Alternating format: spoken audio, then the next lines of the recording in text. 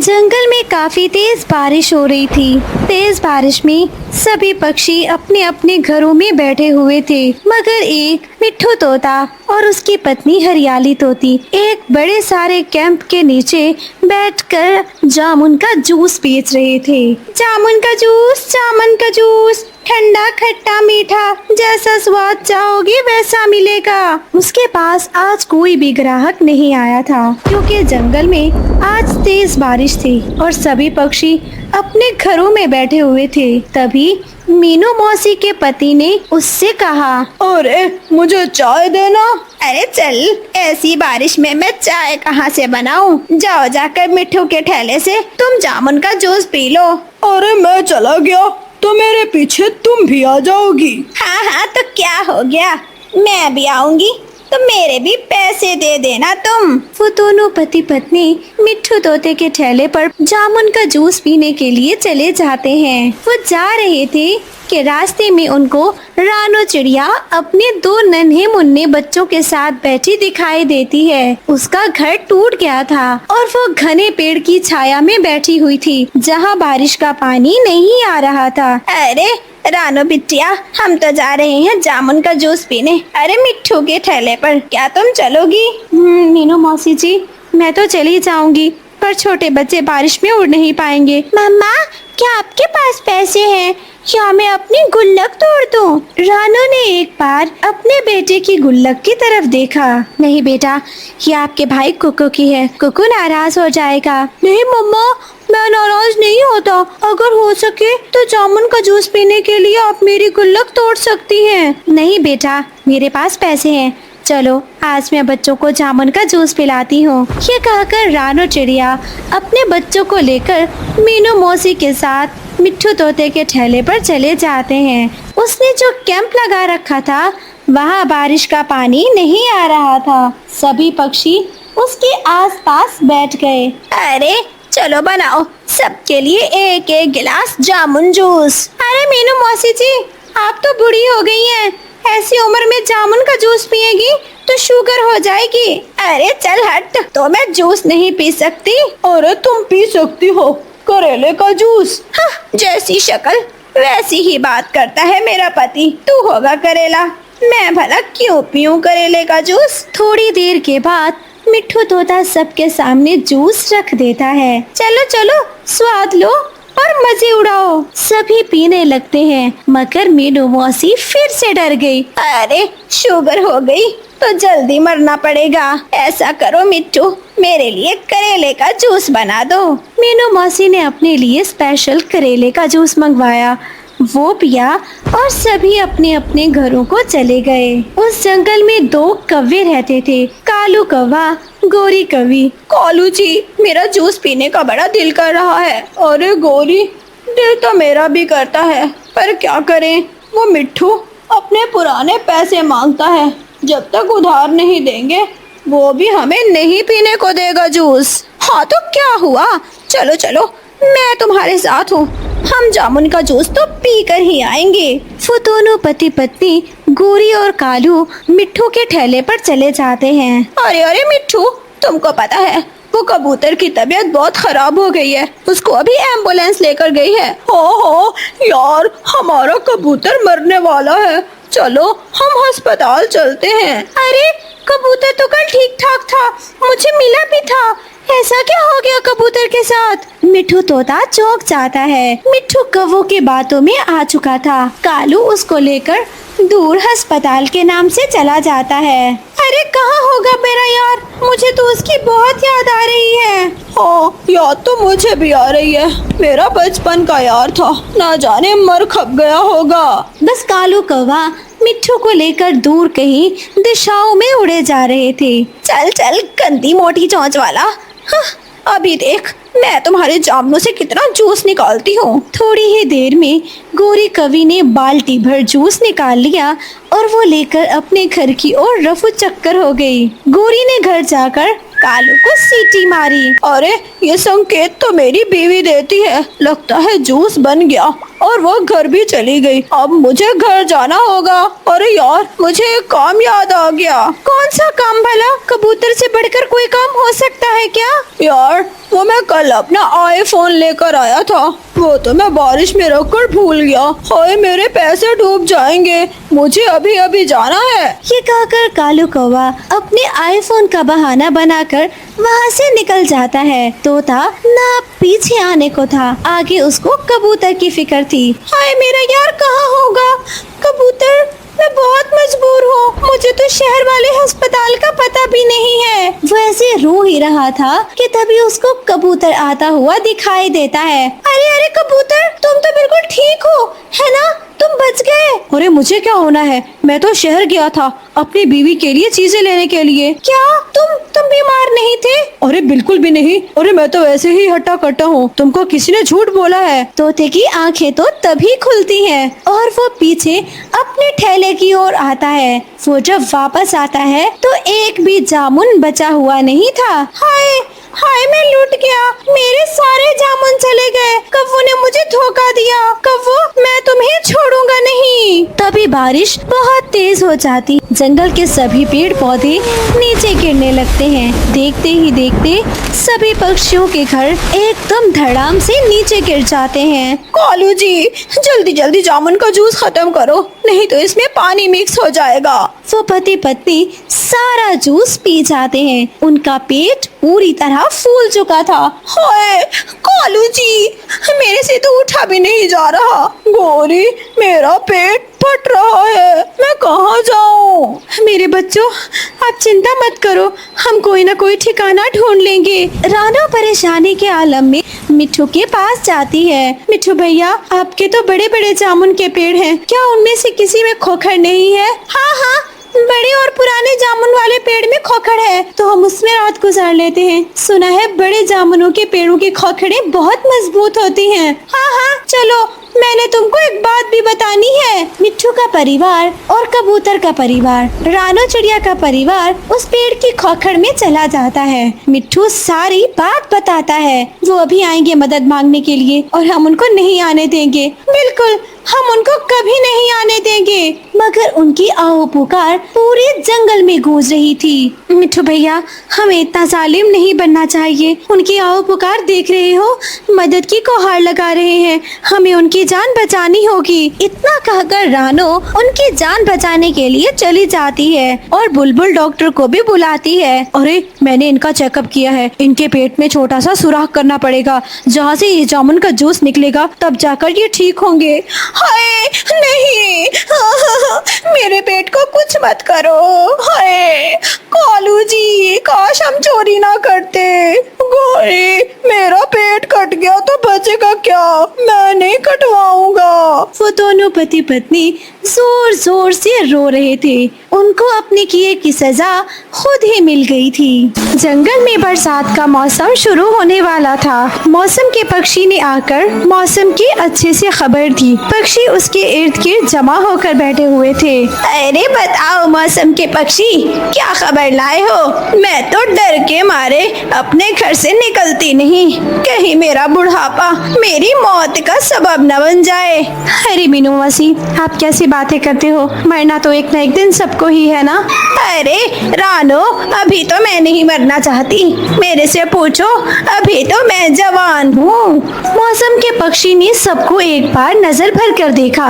उसकी आंखों से आंसू आने लग गए। मैं बहुत बुरी खबर लाया हूँ, तुम्हारे जंगल में बहुत बड़ा तूफान आने वाला है। मेरे पक्षियों, शायद अगली बार जब मैं आऊँ तो तुम में से कुछ मुझे मिलोगे और कुछ मुझसे नहीं मिल पाओगे। अरे चल हट, बड़ा या कुछ नहीं मिल पाओगे, और कोई मिले ना मिले, ये तुमको मीनू मौसी जरूर मिलेगी। ये सुनकर पक्षियों का थोड़ा दिमाग फ्रेश हो जाता है और वो बाद में अपने अपने कामों में लग जाते हैं। चुन्नू जी, मैं तो गर्भवती हूँ, हंजे मेरे पेट में है, मैं तो कभी भी अंडा दे सकती हूँ, ना जाने कब हमारा घर बनेगा। और मुझे तुम्हारे लिए अच्छा खाना लाना होता है, अगर भोजन ना लाऊं तो अंडे कमजोर पड़ जाएंगे। वही तो बात है, हम दोनों तो फंस गए। इस मौसम में गर्भवती भी कोई चिड़िया ना हो। मिठू जी, जल्दी से घर बनाइए, मुझे तो डर लग रहा है, या तो फिर हम अपने माँ वाले जंगल जाते हैं। अरे नहीं नहीं, मैं अपने जंगल के साथियों को यहाँ अकेला नहीं छोड़ूंगा। रानू बहन गर्भवती है, अगर हम भी छोड़कर चले गए तो क्या बनेगा? कम से कम तूफान के दिन हम एक दूसरे का सहारा तो होंगे ना। दूसरी तरफ लूसी कबूतरी और बंटी कबूतर ने भी अपना पक्का घर बना लिया था। अरे लूसी, तुम जरा बाल्टी भर पानी ऊपर फेंकना, मैं देखता हूँ पानी अंदर आता है कि नहीं।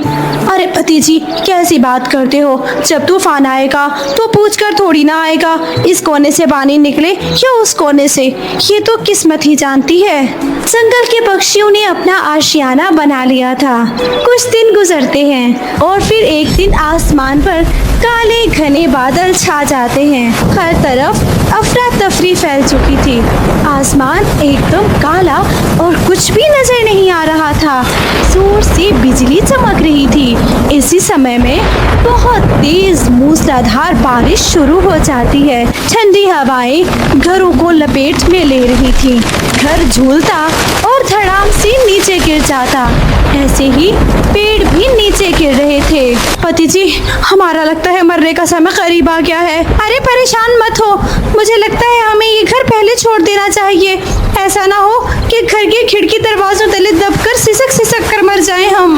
मिट्ठू तोता और हरियाली तोती अपने घर से निकलकर बाहर एक बड़े पेड़ की डाली पर आकर बैठ जाते हैं। रानू चिड़िया और टुन्नू चिड़ा अपने घर बैठे हुए थे। टुन्नू जी, हर तरफ से पानी टपक रहा है, ये घर हमें छोड़ना होगा। रानू, तुम्हारा पेट बड़ा है, तुम कैसे चलोगी? मुझे तुम्हारी फिक्र है। हे ईश्वर, ऐसे बरसात के दिनों में और तूफान की मौजों में कोई भी चिड़िया गर्भवती ना हो। रानू अपने पेट की ओर देखती है और वो दोनों पति पत्नी भी तुरंत अपने घर से निकल जाते हैं। दूसरी तरफ मीनू मौसी तो जिद करके बैठी हुई थी। अरे अरे, मैं क्यों निकलूं भला घर से? निकले मेरे दुश्मन। बड़ा आया तूफान, मुझे जैसी बूढ़ी चिड़िया को कुछ नहीं कहेगा। मेरे तो वैसे ही मरने के दिन करीब हैं। तभी मीनू मौसी का घर झूलने लगता है। ये क्या हो गया? निकलना ही पड़ेगा। तूफान बेटा, तू तो कोई बड़ा ही बदतमीज है। ये कहकर मीनू मौसी घर से बाहर निकलती है। करते ही करते वो सारे पक्षी जंगल की एक गुफा में जमा होते हैं। टुन्नू जी, हम कितनी देर गुफा में रहेंगे? खाने के लिए दाना भी नहीं है, हमें कुछ करना होगा। अरे रानू, तुम चिंता मत करो, तुम यहाँ पर सुरक्षित हो। मैं जरा बाहर जाता हूँ, हो सकता है हमें कोई सुरक्षित ठिकाना मिल जाए। हाँ हरियाली, तुम भी रानू बहन के साथ बैठो, हो सकता है इसको तुम्हारी मदद की जरूरत पड़ जाए। और हरियाली मन ही मन में चिड़चिड़ापन दिखा रही थी। हाँ, बढ़िया ही, हर बार इसको बच्चे पैदा करने होते हैं। बरसात के दिनों में भला कौन गर्भवती होता है? इतना बड़ा पेट लेकर हर जगह घूम रही है। रानू चिड़िया मुसलसल ऊपर को देखे जा रही थी। हे ईश्वर, मेरे अंडों और मेरे बच्चों को सुरक्षित रखना। एक माँ भला अपने बच्चों को मरता हुआ कैसे देख सकती है? रानू बहन, चुप कर जाओ, मेरे सर में दर्द हो रहा है। इतना कहकर हरियाली तोती एक कोने पे टेक लगाकर अपनी आंखें बंद कर लेती है। टुन्नू और मिट्ठू तोता हवा की दूसरी तरफ लिपट लिपट कर उड़ रहे थे। कभी हवा उनको पीछे धकेल देती तो कभी उनको नीचे बैठने पर मजबूर कर देती। यार मिट्ठू, क्या बनेगा? मुझे तो अब डर लग रहा है, मेरे में हिम्मत भी कम है। टुन्नू के पंख भी जख्मी हो चुके थे। तभी आसमान पर बिजली जोर से चमकती है। उस बिजली की चमक में टुन्नू को कुछ दिखाई देता है। यार मिट्ठू, वो सामने देखो, मुझे तो कोई डिब्बा दिख रहा है और बहुत मजबूत लोहे का लग रहा है। हाँ हाँ, चलो जाकर देखते हैं, शायद हमारे काम आ जाए। ऐसा बोलकर टुन्नू और मिट्ठू तोता उस रोशनी की दिशा में जाते हैं। वहां जाकर देखते हैं एक पुराना रेल की पटरी पर ट्रेन का डिब्बा खड़ा हुआ था। अरे हो सकता है कि ये मुसाफिर पक्षियों की ट्रेन हो और वो हमें लेकर कहीं दूर चली जाए।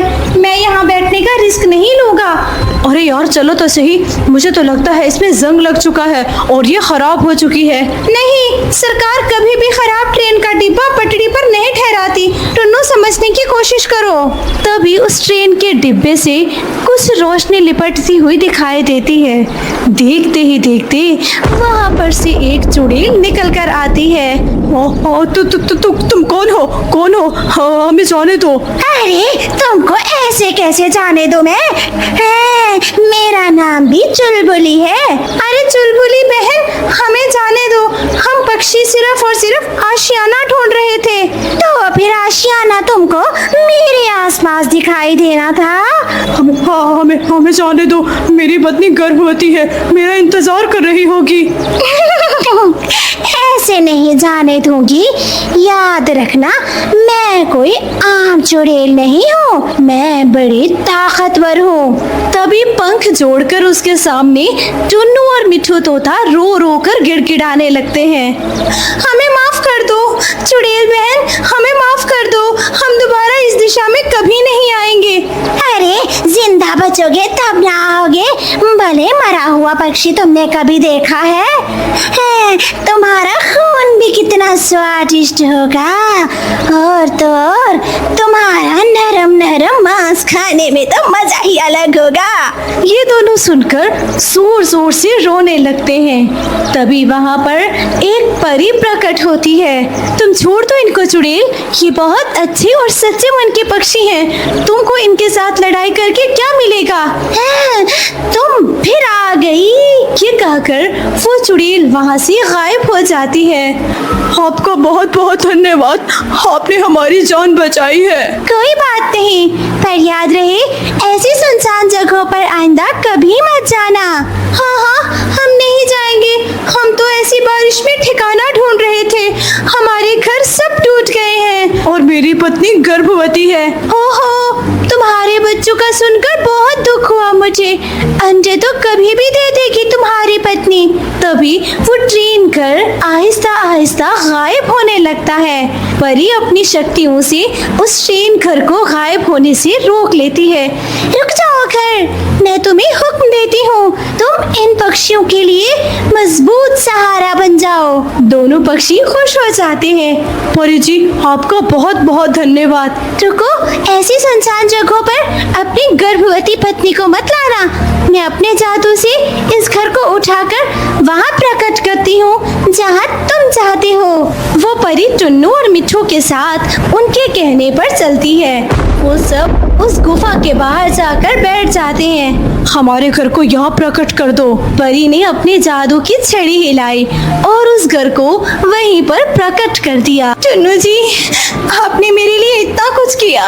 रोनो रो नहीं, अब तो हमारी खुशी के दिन आए हैं। ये घर इतना मजबूत है, कोई भी तूफान इस घर का कुछ बिगाड़ नहीं सकता। हाँ हरियाली, देखो मैंने क्या कर दिया। किया तो सारा कुछ टुन्नू भैया ने होगा और तुम हो के अपना नंबर बनाने चले हो। ऐसे में वो परिवार ट्रेन घर में चला जाता है। ट्रेन के डिब्बे में मीनू मौसी भी बैठी हुई थी। अरे भूल गए, जादू की छड़ी तो परी से ले ही लेनी थी। मीनू मौसी, आपने क्या करना था जादू की छड़ी को? अरे क्या करना था, अपने ऊपर फेर कर थोड़ी सी जवान हो जाती। सभी हंसने लग जाते हैं। अगली सुबह होती है। तूफान अभी भी नहीं रुका था, मगर खुशी की खबर ये थी कि रानो चिड़िया ने एक साथ 5 अंडों को जन्म दिया था। अरे बधाई हो। अरे बधाई हो, एक अंडा मुझे दे देना। चलो मैं बैठ जाऊंगी अंडे पे, तो मेरे जैसी प्यारी सी मीनू चिड़िया और पैदा हो जाएगी। सभी हंसने लग जाते हैं।